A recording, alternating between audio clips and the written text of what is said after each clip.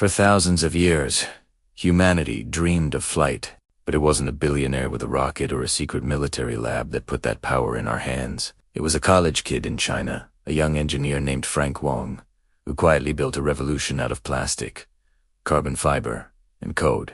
This is the story of how a student with modest grades built DJI, the world's most influential drone company, from a dorm room. It's a story powered by obsession, stubbornness, and a refusal to settle for good enough. It's also a story about engineering, creativity taken to the extreme, and the kind of relentless curiosity that could help you build the machines that change everything. Frank Wang was born in Hangzhou, a city of shimmering lakes and ancient art.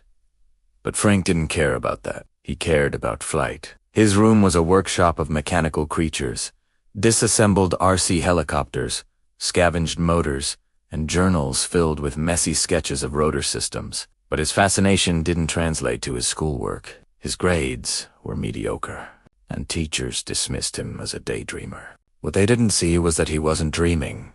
He was designing. His first break came at Hong Kong University of Science and Technology, a place famous for brutal academics and students who build robots instead of social lives. In one engineering class, the assignments seemed impossible. Create a helicopter flight control system from scratch. Most students built something that worked and moved on. Frank did not. He engineered a system with shock-absorbing mounts, redundant stabilization, and a microcontroller that reacted faster than anyone else's. He hand-etched a custom circuit board in his dorm and spent days tuning the controls. His professor, Li Zaxiang, was stunned. This wasn't a school project. This was the foundation of a new industry. Li pulled Frank aside and offered him a spot in his graduate program, telling him, "I want you building bigger things," with a small grant of about $2,300. Frank had just enough for parts, but not a lab. So he built one in his tiny dorm room. That room became a battlefield of creativity, filled with wires, plastic dust, broken propellers, and the constant smell of solder. Working alone, he created the early versions of DJI's core technology, flight systems that didn't crash every 12 seconds. He started selling his control boards to universities and power companies, building a tiny but real business. In 2006, he moved to Shenzhen, the world's hardware capital, a city where ideas become prototypes overnight. He rented a small workspace and hired a few staff to build the first version of DJI. It did not go well. Shenzhen runs on impossible deadlines, and Frank pushed his employees ruthlessly. People quit weekly. He slept at the office, survived on instant noodles, and rebuilt every failed design by hand. But slowly, painfully, DJI's components got better. A family friend invested $90,000 to manage the company's finances. Without that support, DJI would have died before it began. Frank knew he was onto something big. Flying an RC helicopter is incredibly hard. Flying a DJI prototype was almost easy. He saw an opportunity. What if flight could be for everyone?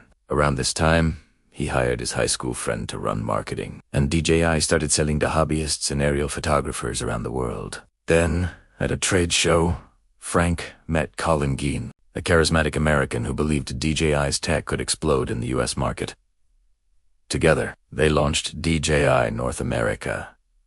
In 2013, DJI released the Phantom. It was a revolution disguised as a toy, a ready-to-fly drone. No soldering, no tuning, no technical degree required. Families loved it. Just charge, press takeoff, and become a pilot. For the first time, everyday people could capture soaring shots that once required helicopters and Hollywood budgets. The world gasped, and DJI became a symbol of what consumer tech could be. But success created friction. DJI's success wasn't luck.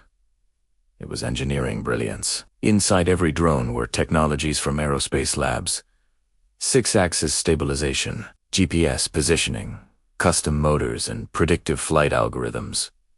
They weren't just gadgets, they were flying robots.